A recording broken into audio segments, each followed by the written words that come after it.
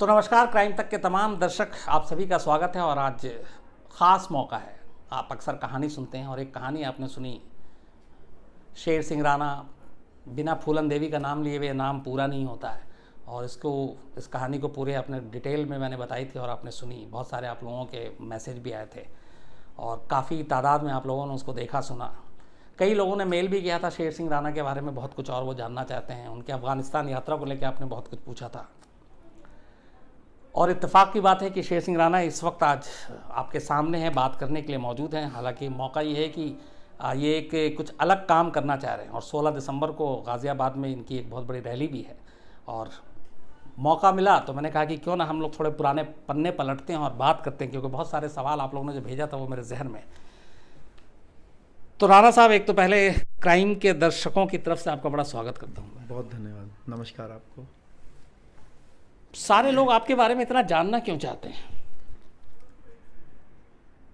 ये मैं कैसे बोल सकता हूँ, बट देखिए, अपना जो चाहे वो कोई आरोप लगे हों या कोई अच्छे कार्य से नाम जुड़ा हो, शायद ये रीज़न हो कि भाई लोग जानना चाहते हैं।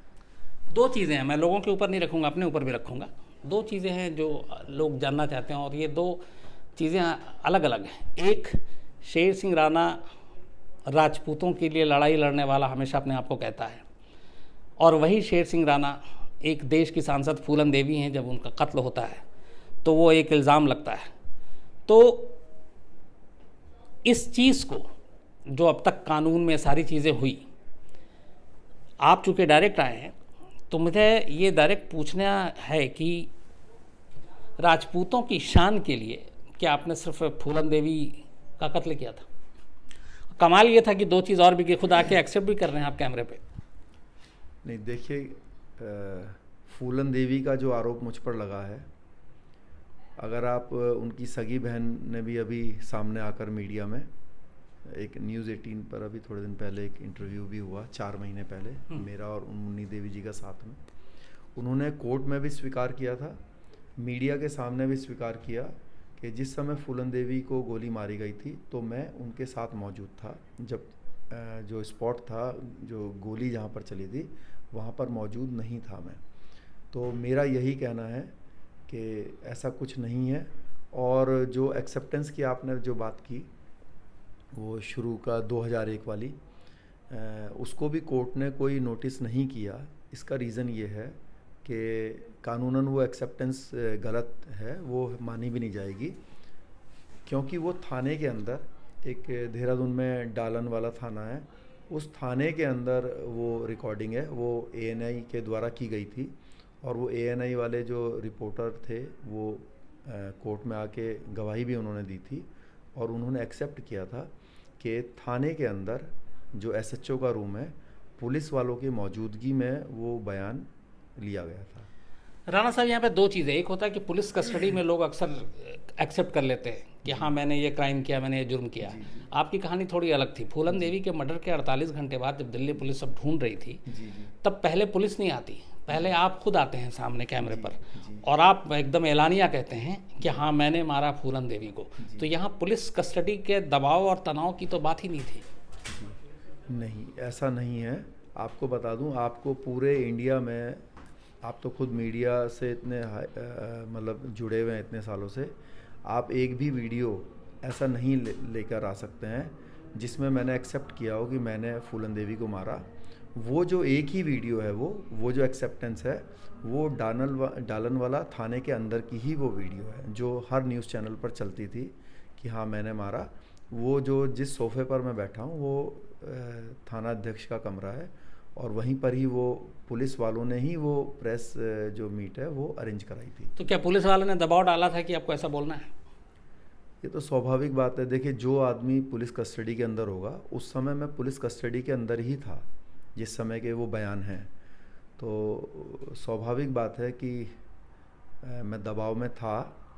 और मतलब बल्कि जिस समय का वो बयान है, आपको बता दूं, उससे करीब 2 से 3 घंटे पहले मैं पुलिस कस्टडी में था जिस समय का वो बयान है। तो मुझे मालूम है कि उन्होंने मेरे साथ क्या किया या किस तरीके से वो बातें आई, तो उसको यहाँ पे बताना ठीक नहीं रहेगा शायद। जिस दिन ये हादसा हुआ 54 अशोका रोड था शायद, फूलन देवी। 44 था शायद, 44 अशोका रोड। अच्छा ठीक। दोपहर को 3 लोग थे एक गाड़ी में, मारुति में। उसमें उस गाड़ी में जब वो फूलन देवी पार्लियामेंट से घर लौट रही थी, उसके बाद दरवाजे के पास ही गोली मारी गई थी। तो उस गाड़ी में आप मतलब वहाँ पे नहीं थे उस वक्त?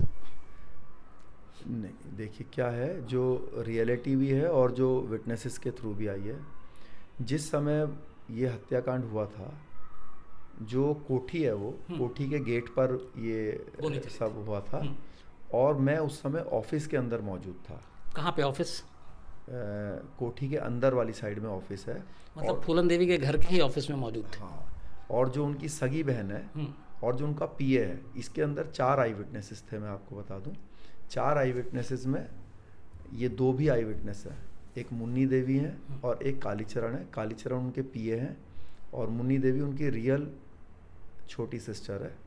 उन दोनों ने ही बताया कि जिस समय गोली चली, शेर सिंह हमारे साथ ऑफिस में बैठे हुए थे, और जब गोली चली तो हम तीनों ही बाहर की तरफ आए ये देखने के लिए कि भाई क्या हुआ है। जितनी देर में ये सब हो रहा था तो हमने देखा कि 2 नकाबपोश लोग, मास्क फेस पर्सन्स, गोली चला रहे हैं, और जितनी देर में हम कुछ सोचते या समझते और हमने हल्ला मचाया, तब तक वो जो मास्क फेस पर्सन्स थे दोनों, वो गाड़ी में बैठकर वहाँ से भाग गए। ये उनके बयान है, यही रियलिटी है। पर दिल्ली पुलिस ने जो चार्जशीट दाखिल किया था उसमें ये था कि जो मारुति कार में लोग बैठे हुए थे वो आपके जानने वाले आपके लोग थे। जी, देखिए वो तो पुलिस का अपना काम है, लेकिन पुलिस की बात को स्वीकार नहीं करा गया ना कोर्ट के द्वारा। पुलिस तो कुछ भी लिखेगी, तो लेकिन मेन बात है कि जो हमारे ऑनरेबल कोर्ट है वो क्या जजमेंट देता है। ऑनरेबल, आपको मैं इसमें एक बात और बता देता हूँ, और मैं चाहता हूँ कि आपके माध्यम से पूरे दुनिया को ये बात पता भी चले। देखिए क्या है, हमने एक आरटीआई डाली थी, आप भी डाल सकते हैं वो, और उसी आरटीआई के दम पर ही पुलिस की जो झूठी बात थी वो खुल गई। क्या खुली? हमने एक आरटीआई डाली पार्लियामेंट के अंदर, एक आरटीआई डाली दिल्ली पुलिस कमिश्नर के ऑफिस में। दोनों से क्या जवाब आया कि जिस समय जो गोली चलाने वाले थे, the assailants were mask face. Okay. जो उस समय होम मिनिस्टर थे आडवाणी जी, आडवाणी जी ने पार्लियामेंट के अंदर उस 25 जुलाई में भी प्लस उसके 5 दिन के बाद भी, क्योंकि 3-4 दिन के लिए पार्लियामेंट का सेशन ख़त्म कर दिया गया था, और जब 4 दिन बाद या 5 दिन बाद दोबारा से वो बैठे, 3-4 दिन बाद 5 दिन बाद, तो दोबारा उन्होंने बयान दिया। तब तक जब उन्होंने 5वें दिन जब बयान दिया और 2 दिन बाद मेरी अरेस्टिंग हो चुकी थी, जो आई विटनेसेस हैं उनके बयान दर्ज हो चुके थे तब तक, है ना। लेकिन 5 दिन बाद भी पार्लियामेंट के अंदर आडवाणी जी ने लिखित में बयान दिया कि द एसेलेंट्स वर मास्क फेस, यानी कि गोली मारने वाले मास्क पर्सन्स थे। ठीक, बिल्कुल। यही सेम बात जो है पुलिस कमिश्नर ने भी अपने प्रेस रिलीज में दी थी। लेकिन और मजे की बात है कि वो जो मास्क हैं वो पुलिस ने रिकवर किए थे एट दी स्पॉट से, गाड़ी के अंदर। गाड़ी खाली छोड़ के जब भाग गए थे उस गाड़ी से, उसी गाड़ी से वो मास्क भी रिकवर किए गए थे। लेकिन पुलिस वालों ने जो अपनी जो चार्जशीट है उसमें क्या दिखा हुआ है, मास्क गायब किए हुए हैं। मतलब पुलिस वालों ने क्या लिखा हुआ है कि भाई किसी ने भी कुछ चेहरे पे नहीं उड़ा हुआ था, क्लियर फेसेस थे। ये 4 आई विटनेसेस हैं और इन चारों ने गोली मारते हुए देखा। लेकिन जो मुन्नी देवी है, जो फूलन देवी की सगी बहन है, जो पीए है, जो एक पब्लिक विटनेस था जो कि सड़क से जा रहा था, उन तीनों ने बताया कि गोली मारने वाले मास्क पर्सन थे, उनके चेहरे ढके हुए थे और हमने उनका चेहरा नहीं देखा। तो ये तीनों ने बोला। और जो चौथा जो विटनेस है, आई विटनेस, जो पुलिस वाला है, उसने कहा कि कोई भी चेहरा ढका हुआ नहीं था, कोई मास्क भी नहीं था और शेर सिंह ने गोली मारी। लेकिन जो जज साहब हैं, जज साहब ने इस बात पे फैसला करा कि भाई 3 लोग कह रहे हैं कि मास्क फेस थे, एक कह रहा है नहीं था। लेकिन इन तीनों के सपोर्ट में दिल्ली पुलिस का पुलिस कमिश्नर है, और वो जो पुलिस कमिश्नर का जो स्टेटमेंट है मैं आपको बता दूं, जो जॉइंट सीपी के थ्रू गया हुआ है, वो क्या है, नीचे से अटेस्टेड कॉपियाँ हैं। जैसे पहले एसएचओ का उस पर स्टैंप है, फिर एसीपी का है, फिर डीसीपी का है। ऐसा नहीं है कि उन्होंने हवाई बात कर दी हो। तो नीचे से ही वही कागज़ बना है जिसमें पूरा एसेलेंट्स पर मास्क फेस लिखा हुआ जा रहा है, प्लस देश का होम मिनिस्टर कह रहा है। फिर हमने ये भी जानकारी ली भाई होम मिनिस्टर अपनी बात को वहाँ पे रखता कैसे है, तो वो पुलिस कमिश्नर ऑफिस से पहले गृह मंत्रालय में जाता है पूरे पेपर्स बन के, और फिर उन्हीं पेपर्स के बिहाफ पे आगे बयान देते हैं पार्लियामेंट के अंदर। तो जज साहब ने कहा कि एक तरफ तो एक आईओ जो इंस्पेक्टर रैंक का है जो बयान लिखता है, तो वो कह रहा है कि भाई कोई भी नकाब नहीं था, लेकिन एक तरफ जो है 3 आई विटनेसेस कह रहे हैं, प्लस उनकी बात को सपोर्ट कर रहा है पूरा पुलिस से नीचे से ऊपर का डिपार्टमेंट और गृह मंत्री देश के। तो ये बात दमदार है। प्लस जुलाई के महीने में अगर गाड़ी के अंदर मंकी कैप्स रिकवर हो रही हैं तो इतनी सर्दी का टाइम नहीं है, it means they are used. तो इसलिए ही उसकी थ्योरी को नहीं माना गया, ये वाली थ्योरी मानी गई। तो फिर सज़ा क्यों दी? देखिए इसमें 12 एक्यूज थे, 11 को एक्यूटल किया, ठीक है जी, 11 को एक्यूटल किया, मुझे अकेले को उन्होंने सज़ा दी। जो जज साहब हैं, जज साहब तो देखिए सारे हम तो भगवान का रूप मानते हैं धरती पर, क्योंकि वो ऐसी गद्दी पर बैठते हैं जहाँ न्याय करते हैं। जो जिन्होंने मुझे सज़ा दी है जज साहब ने, वो बहुत ही ऑनेस्ट और बोल्ड जज साहब की इमेज है उनकी, और अभी वो कोयला घोटाले के स्पेशल जज हैं भरत पराशर जी। और आप सोचिए कि जो सुप्रीम कोर्ट है उन्होंने हमारे केस के जस्ट बाद उनको वो नियुक्ति दी थी। तो मुझे उनसे कोई नाराज़गी नहीं है और होनी भी नहीं चाहिए। उनको तो अच्छे जज हैं, इंसाफ पसंद जज हैं, तो इसका मतलब आप मानते हैं कि उन्होंने सही फैसला दिया? नहीं, देखिए मैं आपको आज बता देता हूँ। हाँ मैं बताता हूँ। देखिए मेरे को यहाँ पे बोलना नहीं चाहिए, बट बहुत हाईली प्रेशर था, बहुत हैवी प्रेशर था कि सज़ा देनी है। लेकिन क्यों प्रेशर? शेर सिंह राणा एक ऐसा भी नहीं कोई बहुत, उस वक्त आप पॉलिटिकल पार्टी या कुछ ऐसी चीज़ें थी, तो फूलन देवी के कत्ल में एक शेर सिंह राणा को ही सज़ा दिलवानी है, उसके लिए ऊपर तक जोर लगाई जाए, इसके पीछे क्या वजह या साजिश हो सकती है? आप ही क्यों? देखिए मेरे को यहाँ पे ये बातें बोलते हुए अच्छा नहीं लगता, लेकिन आप मुझे वहाँ पे क्या हुआ है, बहुत सारे पुलिस ऑफिसर्स जो थे उन्होंने वहाँ पे जाके समझ लीजिए हाथ जोड़े, रिक्वेस्ट करी कि इतना हाई प्रोफाइल केस है, हमारी इंसल्ट हो जाएगी, पूरे देश में दिल्ली पुलिस की बदनामी हो जाएगी अगर सब लोग एक झटके में छूट गए। आज मैं आपसे एक बात और बता रहा हूँ कि वो जो मेरा फ़ैसला है वो एक्यूटल का ही बना हुआ था। हमें मतलब विश्वास भी था, और जैसे नीचे का जो ऑफिशियल वर्क जो करते हैं कोर्ट के अंदर, यही था कि भाई सब लोग छूट गए। लेकिन 2 बजे के बाद कुछ हुआ होगा, फिर सज़ा दी गई मुझे अकेले को। लेकिन आप देखेंगे कि वो सज़ा का जो फ़ैसला है वो उस दिन अपग्रेड नहीं हुआ, ऑनलाइन 2 दिन बाद हुआ, क्योंकि फिर उसमें बाद में चेंज करे गए। मतलब हाई प्रोफाइल केस है, बदनामी होगी पुलिस की, सिर्फ इसलिए शेर सिंह राणा को बलि का बकरा बना दिया गया। देखिए अगर आप मेरा जजमेंट पढ़ेंगे तो आप मन ही मन मुस्कुराने लग जाएंगे। देखिए मैं बताता हूँ, मैंने जजमेंट पढ़ी है, सब बहुत डिटेल में पढ़ी। हाँ देखिए उसमें मेरे को आर्म्स एक्ट में बरी किया हुआ है जज साहब ने। क्या लिखा है उसमें आर्म्स एक्ट में बरी करते हुए, क्योंकि कई अंडर सेक्शंस थे ना उसमें, जैसे 302, 307, 120B आर्म्स एक्ट। तो सबसे पहले जब फैसला में आता है आर्म्स एक्ट में आता है, जब आर्म्स एक्ट में बरी होता हूँ मैं, तो उसमें ये लिखा हुआ है कि एक आदमी ने फूलन देवी को गोली मारी, एक आदमी ने बॉडीगार्ड को गोली मारी, और एक आदमी इनको गाड़ी में बैठाकर भगाकर ले गया। ये नहीं पता चल रहा है कि शेर सिंह राणा ने फूलन देवी को गोली मारी या गार्ड को मारी या फिर गाड़ी में बैठाकर लेकर गया है, क्योंकि ये पता नहीं चल रहा है।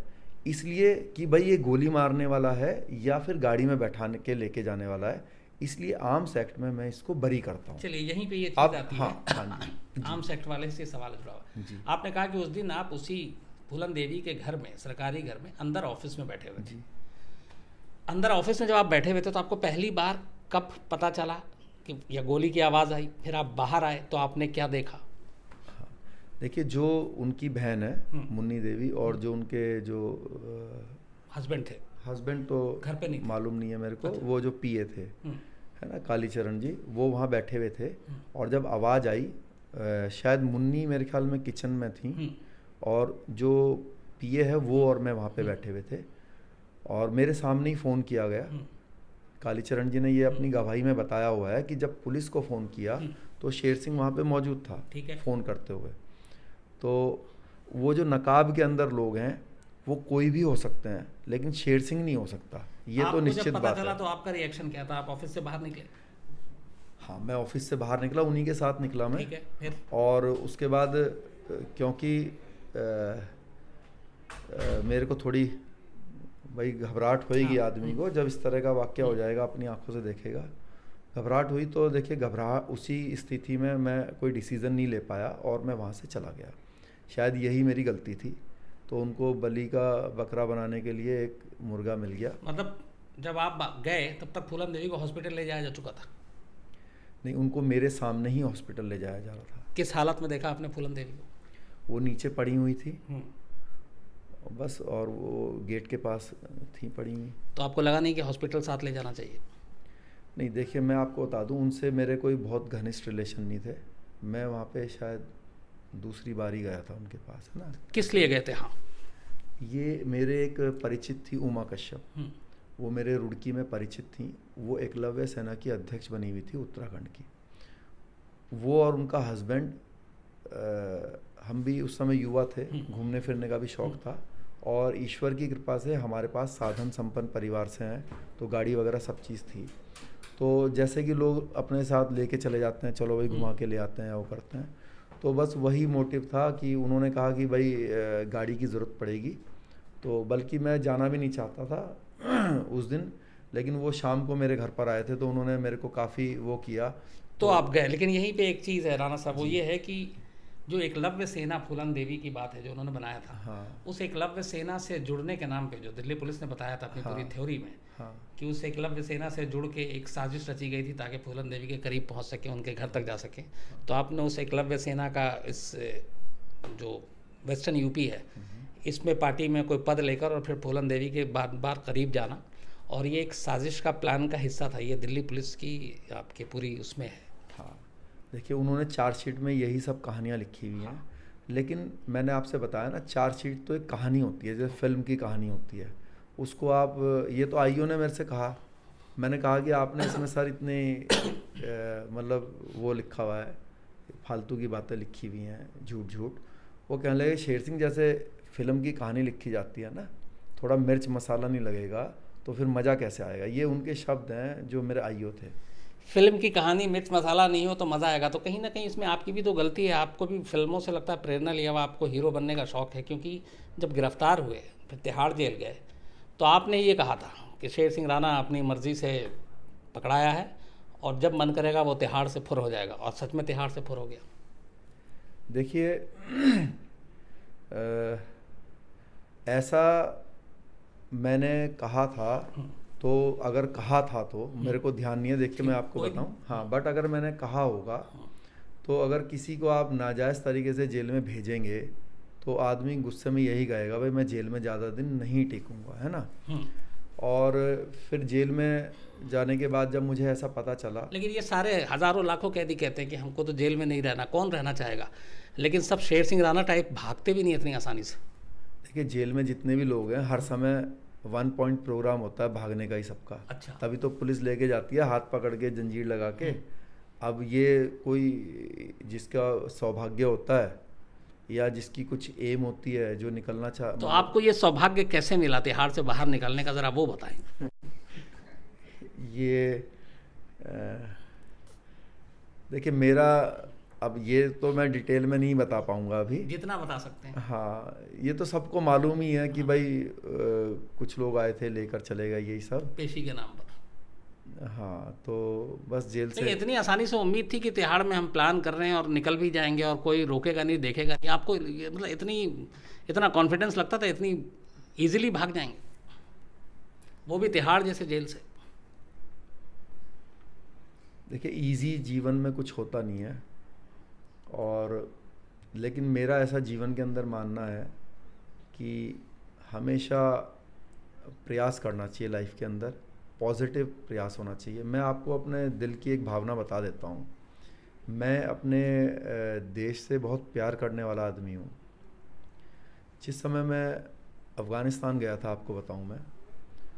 हाँ नहीं, मैं आप बढ़ें आगे, इसलिए मैं आगे इसी पे सिर्फ धीरे धीरे रहा था। तो खैर, सौभाग्य कैसे मिला तिहाड़ जेल से, जाहिर सी बात है कुछ वजह भी हैं, कानूनी भी है, आप डिटेल में नहीं बताएंगे। लेकिन जब आप जेल से निकले, उसके बाद गायब, दिल्ली पुलिस से लेकर सबके हाथ पैर फूल रहे हैं, शेर सिंह राणा को ढूंढा जा रहा है, कहीं नहीं मिल रहा है।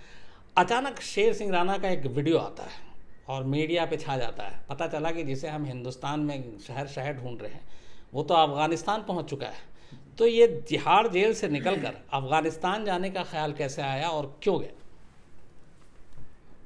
देखिए, जब मैं जेल के अंदर था तो बाहर जो है बहुत बड़े मूवमेंट्स चल रहे थे कि भाई जो हमारे आखिरी भारतीय सम्राट पृथ्वीराज चौहान हैं, उनकी समाधि पर जूते चप्पल मार के उनको अपमानित किया जाता है।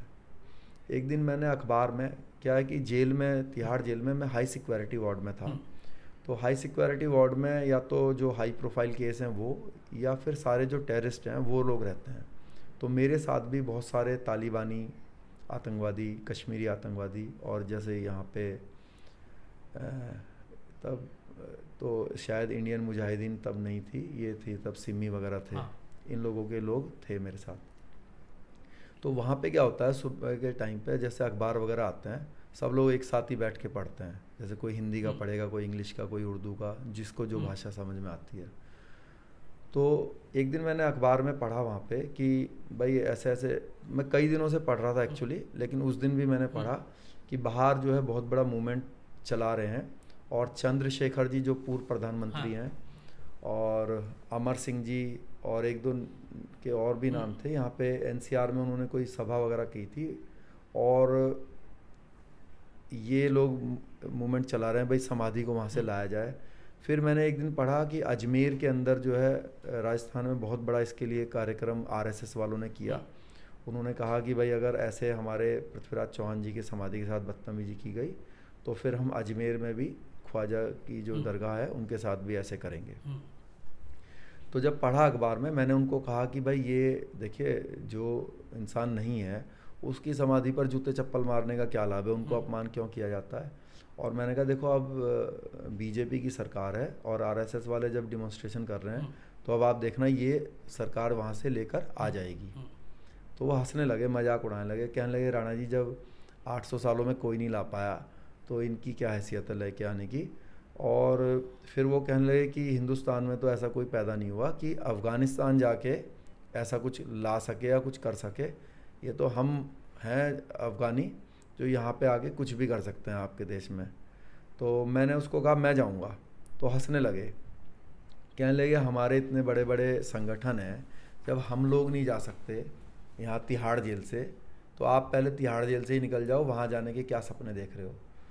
तो मैंने कहा तिहाड़ जेल से भी निकलूँगा और वहाँ पर भी जाऊँगा। तो वो कहने लगे कि चलो देखते हैं। तो अब मेरे मुंह से निकल तो गया, फिर मैं बाद में, मेरे को रात को नींद ही नहीं आई। मैंने सोचा तेरी बड़ी बेइज्जती होएगी, अब तूने यहाँ बोल दिया। क्योंकि जेल का माहौल आपको बता दूँ, वहाँ पर आप जो है बतौलेबाजी नहीं कर सकते। 10-10, 20-20 साल से एक साथ ही रह रहे लोगों को ये भी मालूम होता है एक दूसरे के बारे में। अब देश के जितने टेररिस्ट हैं, मुझे ये भी मालूम है कि ये रोटी कितनी खाता है, कितनी बार जाके जो है फ्रेश होता है। क्योंकि जब आपको वहाँ 100 लोग हो, ज़्यादा लोग होते नहीं हैं वहाँ पे, है ना, 20-50 लोग हो, आपको मालूम है कि भाई ये आदमी जो है, तो रोज़ वहाँ पे बहसबाजियाँ भी चलती हैं। आपके साथ एक दूसरा भी जुड़ा होगा, चाहे आप माने ना माने, लेकिन जेल में जब आप गए होंगे तो ये तो पता होगा कि शेर सिंह राणा है ये, जिसके ऊपर फूलन देवी के कत्ल का इल्ज़ाम है, फूलन देवी को मार के आया। तो थोड़ा सा जेल के अंदर आपका रुतबा दूसरा होगा। नहीं देखिए, रुतबे की तो कोई बात ही नहीं होती जेल के अंदर। और सुना है कि होता है जो बड़े बड़े काम करके आता है वो थोड़ा फिल्मों में भी यही दिखाते हैं। नहीं, आपको मैं रियलिटी बता दूं, फिल्मों में भले ही कुछ भी दिखाते हो, लेकिन जेल के अंदर असली, जेल के अंदर नहीं, पूरे देश के अंदर बदमाश सिर्फ एक ही है। बदमाश नहीं बोलेंगे, ताकत सिर्फ एक ही होती है, वो होती है एडमिनिस्ट्रेशन। ठीक है, हाँ, वो जब तक थोड़ा रिलीफ दे तो दे, उसके सामने किसी की नहीं चल सकती, चाहे कोई अपने आप को कितना भी तुर्रम खा बनता हो। एक दिन मैंने बहुत साल पहले, मेरे को आज भी वो शब्द उसके ध्यान आते हैं, शाहबुद्दीन थे बिहार के, है ना, इतने बड़े माफिया डॉन थे। तो उन्होंने एक दिन बहुत बढ़ चढ़ के बहुत बड़ा बयान दिया था कि भाई ये सर किसी के सामने झुक नहीं सकता, ये है वो है। लेकिन अभी आप स्थिति सब देखते ही हो, है ना। तो कानून और जो एडमिनिस्ट्रेशन है उससे कोई जीत नहीं सकता। देखिए ये एक ऑर्गेनाइज्ड फोर्स है।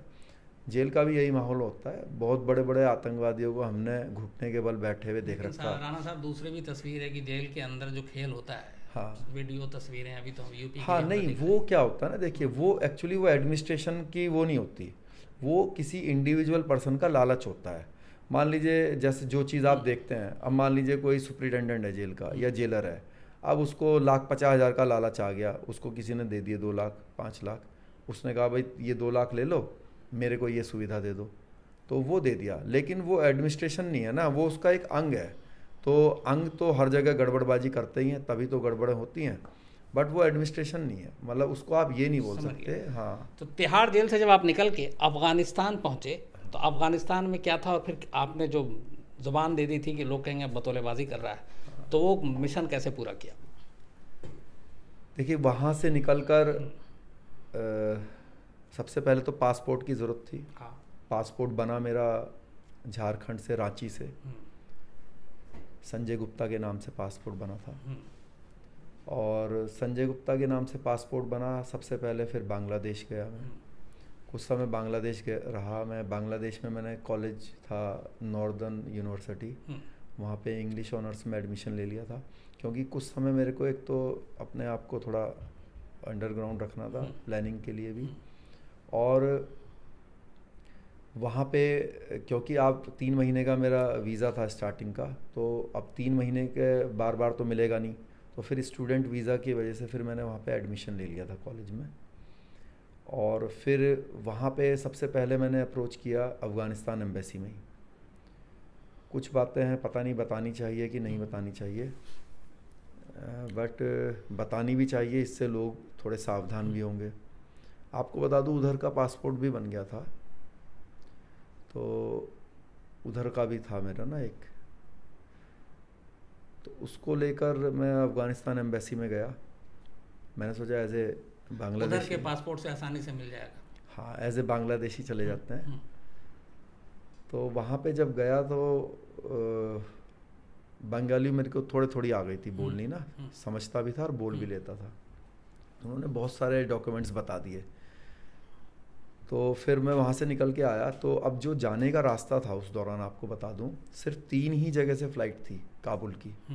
एक आपकी दिल्ली से थी, और एक पाकिस्तान के इस्लामाबाद से थी, और एक दुबई से थी। बस 3 ही फ़्लाइट थे। हाँ, आपने दुबई का रास्ता पकड़ा? हाँ, लेकिन मैं उससे पहले का बताता हूँ। मेरे पहले उससे फेलियर हुआ एक ना। मैं क्या है कि मैं गया पहले वहाँ पे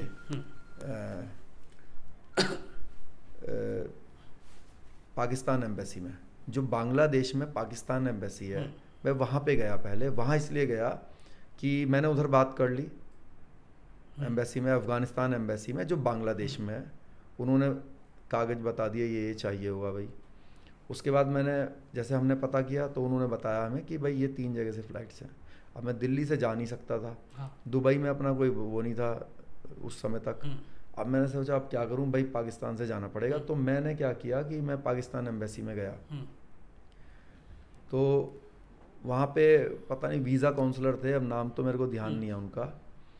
तो हम गए वहाँ पे। तो जब मैं गया वहाँ पे 9 बजे सुबह पहुँचा, तो वहाँ सब ख़त्म हो चुका था। तो मैं मेन गेट पर गया, मैंने उनको बताया भाई ऐसे ऐसे आया मैं इंडिया। मैं वहाँ पे एज ए इंडियन ही बन के गया था उस एम्बेसी के अंदर। तो उन्होंने मुझे एक हॉल में बैठवा दिया। पहले उन्होंने अंदर बात करी किसी से, फिर एक हॉल में बैठा दिया। 1-2 घंटा बैठे रहे। मेरा एक दोस्त है वहाँ पे शाहीन, बांग्लादेश में, बहुत उसने मेरी बड़ी हेल्प करी हर चीज़ में, और बहुत अच्छा फ्रेंड है मेरा अभी भी। तो शाहीन भाई और मैं वहाँ बैठे रहे। उसके बाद जो है उसने मेरे को ऊपर बुलाया, वीज़ा काउंसलर ने। उसने मेरा इंटरव्यू लिया। पहले तो उसने मेरे से कहा, मुझसे कहने लगे कि अरे भाई आज बड़ा अच्छा लगा मुझे, ये बंगालियों के बीच में तो बंगाली बोल बोल के सुन के परेशान हो गया, आज हमारी भाषा बोलने वाला हमें मिला है। तो मैंने कहा जी मुझे भी बहुत अच्छा लगा।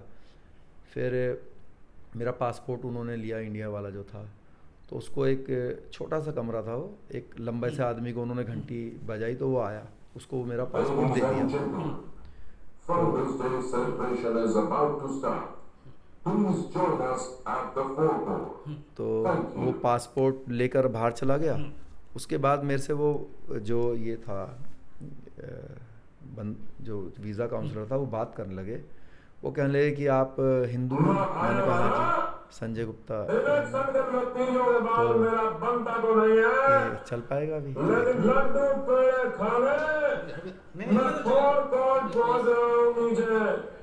एक खुशखबरी मैं आपको सुनानी है और फाउंडर्स डे की सेलिब्रेशन में शुरू होने वाली है मित्रों।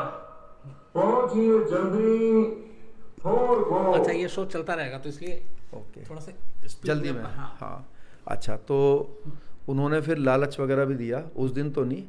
तो फिर बाद में उन्होंने मेरे को, उस समय रमज़ान का टाइम था, तो उन्होंने मुझे बाद में बुलाया। फिर उन्होंने कहा देखिए हम देते तो नहीं हैं लेकिन हम आपके लिए कोशिश करेंगे। फिर उन्होंने मुझसे कहा दिल्ली से चले जाओ आप। मैंने कहा जी नहीं नहीं। उनको समझ में आ गया कि भाई ये आदमी मतलब अलग लाइन का आदमी है, हाँ, क्यों इन दिल्ली से क्यों नहीं जा रहा है। तो फिर बाद में मैं यहाँ पे मुंबई में काउंसलेट है अफ़गानिस्तान का, वहाँ पे मेरा बंदोबस्त हो गया। तो फिर वो मेरे को बार बार जब मैं दोबारा मिला तो उन्होंने मुझसे कहा आप हमारे साथ काम करो, ये है वो है। मैंने उनको ये कहा था मैं बांग्लादेश में रह के इंपोर्ट एक्सपोर्ट का काम करता हूँ। उन्होंने कहा हमारे बहुत लोग हैं, उनके साथ मिलिए। फिर लास्ट में जब मैंने उनको थोड़ा अवॉइड करना शुरू करा तो एक दिन बार बार फ़ोन करने लगे, बात नहीं करा। वो मुझसे कहने लगे कि ऐसा है संजय जी, हमें मालूम है शेर सिंह जी आ जाइए वरना कहीं और भी भेज देंगे आपको। पता चल गया था? हाँ पता चल गया। फिर उन्होंने मुझे कहने लगे हमारे साथ मिलके काम करो, आपकी हेल्प करेंगे। मैंने कहा जी आप तो बम फोड़वाते हो, हम बम फोड़ने वाले आदमी तो है नहीं। कह रहे अरे सबसे बम नहीं फोड़वाते, आप हमारे दोस्त हो, वहाँ बहुत हमने सरदार रखे हुए हैं, सिख हैं कई और ये। तो मैंने कहा जी हम तो ऐसे नहीं रहना चाहते कहीं। फिर मैंने सोचा कि कहीं ये मुझे पकड़वा ही ना दे, धमकी भी दे रहा था वो कि भाई वहीं तिहाड़ में ही पहुँचेगा फिर दिल्ली में ही। तो मैंने कहा कोई बात नहीं। फिर मैंने उनका वो मोबाइल ही तोड़ दिया वो अपना। तो अब उनको कैसे पता चला ये तो मुझे आज तक खुद नहीं पता चला, लेकिन इतनी बड़ी एजेंसी है भाई, उनको सोर्सेज तो है ही उनके पास। खैर फिर मैं वाया दुबई काबुल पहुंचा और काबुल से नेक्स्ट डे ही जो है मैं कंधार गया। कंधार में मैंने 5-6 दिन खोजा, नहीं मिला, क्योंकि पहली इन्फॉर्मेशन ये थी कि कंधार के अंदर वो कब्र है उनकी, लेकिन कंधार में नहीं थी। फिर मैं गजनी वापस काबुल आया, फिर गजनी गया। मतलब मेरे को 2 महीने लगे लगभग प्रयास करने में। और मैं बहुत इंटीरियर जगह पर भी चला जाता था। कंधार के मैं ऐसे इंटीरियर प्लेसेस पे गया हूँ कि अफ़गानिस्तान के खुद के लोग ही डरते हुए वहाँ पे जाते हुए। और जैसे 1-2 बार मेरा एक अमानुल्लाह दोस्त बन गया था वहाँ पे, तो वो मुझसे बोलता भी था। वो कहता था भाई या तो तू पागल आदमी है या फिर जो है तेरे को कोई वो नहीं है मतलब। लेकिन फिर हेरात गया। हेरात ईरान बॉर्डर पर है। हेरात से मुझे पता चला जो मोहम्मद गौरी हैं, आपको बता दूं वहाँ पे प्रॉब्लम क्या है, वो सब अनपढ़ हैं वहाँ पे। एक शहर के बारे में दूसरे शहर के लोगों को भी नहीं मालूम है कि भाई वहाँ पे क्या है, क्योंकि लोगों का आना जाना बहुत कम है। तो हेरात से मुझे मालूम पड़ा कि जो मोहम्मद गौरी के जो भाई हैं ना, ये 2 भाई थे, गियासुद्दीन गौरी और शहाबुद्दीन गौरी। गियासुद्दीन गौरी बड़े हैं, उनकी कब्र और उनके फैमिली की जो कब्र है वो हेरात के अंदर एक बहुत बड़ी मस्जिद है उसके अंदर है। और जो गियासुद्दीन गौरी के जो छोटे भाई है शहाबुद्दीन गौरी, उसको ही मोहम्मद गौरी बोलते हैं, वो गजनी का सुल्तान था। तो वहाँ पे जो वहाँ पे कर्मचारी थे उन्होंने मुझे बताया कि इनकी कब्र वहाँ पे है गजनी के पास। तो फिर मैं वहाँ गया, फिर मैंने वहाँ जाके पता किया तो गजनी के पास एक जगह थी देयक, वहाँ पे मोहम्मद गौरी की और इन दोनों की कब्रें थी। तो फिर मैंने वो वीडियो भी बनाया जो आपने देखा होगा यूट्यूब पे डाला हुआ है। वो पहले वीडियो बनाया, फिर मैंने कई प्रयास करे कि भाई इसको कैसे ले आया जाए। पहले मैं वहाँ पे ठेकेदार बन गया। वहाँ पे मैंने अपने आप को इंट्रोड्यूस जो है वो पाकिस्तानी बन के कराया था कि मेरा नाम शादाब खान है और मैं पाकिस्तानी हूँ। फिर एट लास्ट पहला प्रयास विफल हुआ, क्योंकि मैंने कहा ठेकेदार हूँ, मैं इसको रेनोवेशन कराना चाहता हूँ। 2 दिन काम भी चला, आपको बताऊं, मैंने थोड़ा सा करवा भी दिया था। लेकिन गांव के अंदर ना 2 पार्टी थी, एक पार्टी ने फिर मेरे को काम रुकवा दिया, पकड़ लिया। फिर जो वहाँ पे डीएम जो होता है ना, जिसको डीएम पता नहीं क्या बोलते थे वो अपनी भाषा में, उसके वहाँ हवेली टाइप की थी, वहाँ पर लेके कर गए। उसने मुझसे कहा कि अगर काम कराना चाहते हो तो ये पैसे आप हमारे पास जमा करो, हम करवाएंगे। फिर मेरे को तो अलग था मामला। मैं गया तो फिर नेक्स्ट अगले दिन मैं जब अपने बंदे को अप्रोच किया, उन्होंने कहा कि अब आप यहाँ कभी मत आना, क्योंकि उसने वो जो डीएम था उसने ये बोल दिया है कि ये जासूस है और इसको अगली बार आए तो इसको पकड़ लो। फिर ये करा कि भाई इसको अब रात को खुदाई करते हैं। तो मेरे को एक गांव का बंदा था वहीं का ही, उसको वो मेरे को मिला, मैंने उससे बात करी, लेकिन वो ये बोला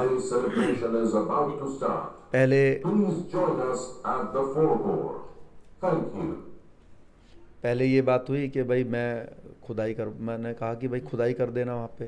तो वो कहने लगा कि उसके नीचे तो हीरे जेवरात हैं और इसके कारण हमारे यहाँ कोई चोरी नहीं होती है। इलेक्शन के नतीजों के बाद मेरा बनता तो नहीं है, लेकिन लड्डू पेड़े खाने मैं फोर कोर्ट पहुंच रहा हूं नीचे। एक खुशखबरी भी आपको सुनानी है और फाउंडर्स डे की सेलिब्रेशन भी शुरू होने वाली है मित्रों, पहुंचिए जल्दी फोर कोर्ट। उसके बाद जो है खैर खुदाई की आपने उसके हाँ बाद? खुदाई की, और बल्कि जो मेरे साथ था वो जो मोहम्मद गौरी की जो कब्र थी उसको वो तोड़ रहा था, मैंने उसको मना कर दिया, क्योंकि मैंने कहा कि भाई फिर इनमें और हम में क्या अंतर होगा। जैसे मैं क्या इनके पूरे फैमिली की कब्रों पे गया था। गियासुद्दीन गौरी की जो कब्र थी हेरात में, इनका जो फादर था बहाउद्दीन सोम, इन दोनों का जो फादर थे, उनको पहाड़ों का सुल्तान बोलते थे। कंधार से 50 किलोमीटर इंटीरियर में वो कब्र थी पहाड़ों के ऊपर। मतलब चैलेंज है, कोई वहाँ जा ही नहीं पाएगा कभी। तो आप लेकर वो आए फिर? मैंने हर समाधि से मिट्टी, मतलब इनके गियासुद्दीन गौरी का एक बोर्ड लगा हुआ था वो फाड़ दिया था मैंने, वो ले लिया था। जो बहाउद्दीन सोम है उनके जो फादर हैं वहाँ से भी मैं पत्थर लेकर आया था निशानी के तौर पे कि इनको किसी को नुकसान नहीं किया। मोहम्मद गौरी की कब्र से भी लेकर आया था, उसको भी नुकसान नहीं किया। सिर्फ पृथ्वीराज चौहान जी और जो चंद्र बरदाई की थी समाधि भार मट्टी की कच्ची, उसको मैंने खोदा और जो चीज़ वहाँ से लेकर आ सकता था, एक पत्थर था, हाँ वो चीज़ मैं लेकर तो आया। आप टोटल कितने दिन रहे अफगानिस्तान? मैं पूरा 3 महीने रहा। चलिए, अफगानिस्तान आते हैं, उसके बाद खैर कलकत्ता पहुंचते हैं, उसके बाद फिर गिरफ्तार होते हैं और फिर आप वापस पहुंचते हैं। तो कहानी बता, एक सबसे अहम सवाल उसके बाद ख़त्म करूंगा। आपके नाम के साथ जुड़ा हुआ है कि आप राजपूतों के आन बान शान के लिए लड़ते हैं और किसी हद तक जा सकते हैं, और इसी में फूलन देवी का कत्ल भी शामिल है। बेहमई कांड के बाद, ये आपका उस वक्त का वो भी थी बातें सारी, कि बेहमई कांड में जिस तरह एक साथ लाइन में खड़ा करके फूलन देवी ने गोली मारी थी राजपूतों को, उस कांड के बाद फिर आप फूलन देवी के घर में भी थे, फूलन देवी के पास आपने बताया मिलने भी गए थे। जी। उस कांड के बाद आपको फूलन देवी को लेके गुस्सा था आपके मन में, हाँ या ना? देखिए, जो मैं फूलन देवी के घर पर था वो फूलन देवी के कारण नहीं था, ठीक है। मैं उमा कश्यप के कारण था। मेरा परिचित उमा कश्यप थे, और ऐसा नहीं है कि मैं सिर्फ दिल्ली उनके साथ आया था। वो लोग और भी कहीं राजनीतिक अपने कार्यक्रमों के लिए जाते थे देहरादून, उसमें ब्राह्मण नेता भी थे, दूसरे समाजवादी पार्टी के नेता थे, कई थे। तो मैं उनके साथ चला जाता था एज ए मतलब हेल्प करने के लिए उनकी, क्योंकि मेरे पास सुविधा थी, गाड़ी वगैरह थी। वो आपने बताया, हाँ, लेकिन बस फूलन ये देवी और उद्देश्य बेहमई था। कांड के बारे में आपकी क्या सोच? नहीं, जो मैंने बताया ना, देखिए भेमई कांड तो फूलन देवी ने जो है वो गलत किया था, इस बात को तो मैं बोलता हूँ। गलत इन द सेंस किया था, आपको शायद बहुत लोगों को तो मालूम भी नहीं है, जस्टिफिकेशन देते हैं। 2 बात मैं बता देता हूँ। एक तो फूलन देवी जो थी, उन्होंने उन लोगों को कभी नहीं मारा जिन लोगों ने उनका रेप किया था। अगर वो उनको मारती तो हम हमेशा उनकी वाहवाही करते, फेवर करते।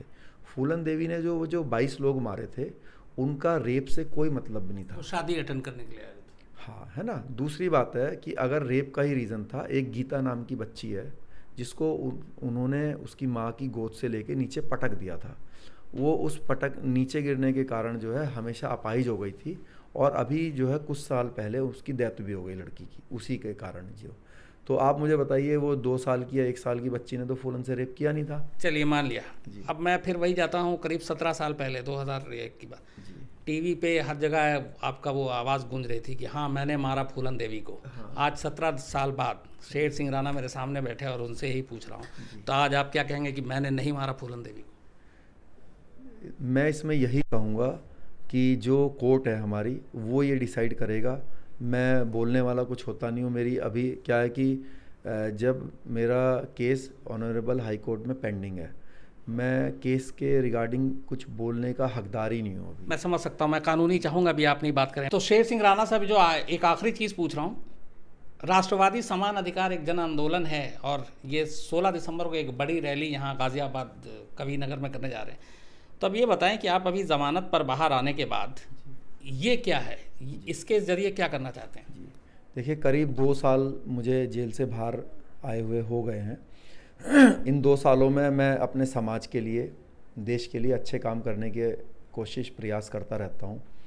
अभी कुछ समय पहले सुप्रीम कोर्ट ने आदेश दिया था कि भाई बिना जांच करे एससी कानून में किसी को जेल ना भेजा जाए, क्योंकि कभी कभी इनजस्टिस हो जाता है, गलत आदमी जेल चला जाता है बेवजह।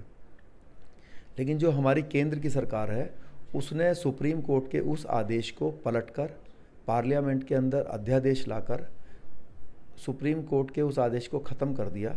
और जो नया कानून है अब वो ये है कि देश की 80% आबादी, जिसमें पूरी जनरल कास्ट, पूरी ओबीसी, पूरा अल्पसंख्यक समाज आता है, उनको बिना जांच करे ही जेल भेजने का प्रावधान है। मतलब किसी ने अगर शिकायत करी तो जांच नहीं की जाएगी, पहले जेल में डाला जाएगा, 6 महीने जेल में रखा जाएगा। उसके बाद 6 महीने के बाद कुछ होगा, छूटेगा नहीं छूटेगा। हंगामा भी हुआ। हाँ, तो इसी के कारण ये चुनाव भी हार गए 3 राज्यों में। तो हमने इस मूवमेंट को काफ़ी समय से वैसे चलाया हुआ था। 16 दिसंबर को आप इसके लिए रैली कर रहे हैं? हाँ, लेकिन हमने अभी 16 सितंबर से पद यात्रा शुरू की थी मैंने सहारनपुर से, और 15 जिलों में इस यात्रा को लेकर गया, लोगों को जागरूक किया। और जो भी इससे पीड़ित हो, हमारी यात्रा का स्वागत, चाहे ब्राह्मण हो, क्षत्रिय हो, जाट हो, गुजर हो, ये हों आपके पाल हों, कश्यप हों, मुसलमान हों, सिख हों, सब ने हमारी यात्रा का स्वागत किया। और 16 दिसंबर को इस यात्रा का समापन है और लाखों की संख्या में अपने खर्चा करके मेरे आह्वान पर गाज़ियाबाद के रामलीला मैदान में लोग आएंगे। और मेरा निवेदन है, जो भी मेरी ये बात सुने, सभी लोग आइएगा, क्योंकि ये जो SC/ST कानून है ये देश को और समाज को तोड़ने वाला है। आपको मैं बता दूं, वाल्मीकि समाज ने भी हमारी यात्रा का स्वागत किया, क्योंकि अगर देश की 80% आबादी 20% आबादी को व्यवहारिक रूप से, सामाजिक रूप से, आर्थिक रूप से अगर मान लीजिए बराबरी नहीं देगी, डर के मारे अलग हो जाएगी, तो वो भी सर्वाइव नहीं कर पाएंगे। बिल्कुल सही है ना। तो 16 दिसंबर को, और शेर सिंह राणा आज क्राइम तक के दर्शकों के लिए ख़ास तौर पर यहाँ आए थे, चूँकि आप लोगों ने कहानी सुनी थी, लेकिन कहानी सुनना और बाकी चीज़ें सुनाना वो अलग चीज़ है। जो शख्स खुद उसमें शामिल हो वो अपने तरीके से क्या बताता है, क्या सोचता है, क्या समझता है, वो ज़्यादा ज़रूरी था। तो बहुत बहुत thank you very much Rana साहब, आप यहाँ पर आए, और थैंक यू आप लोगों का। बस इतना ही।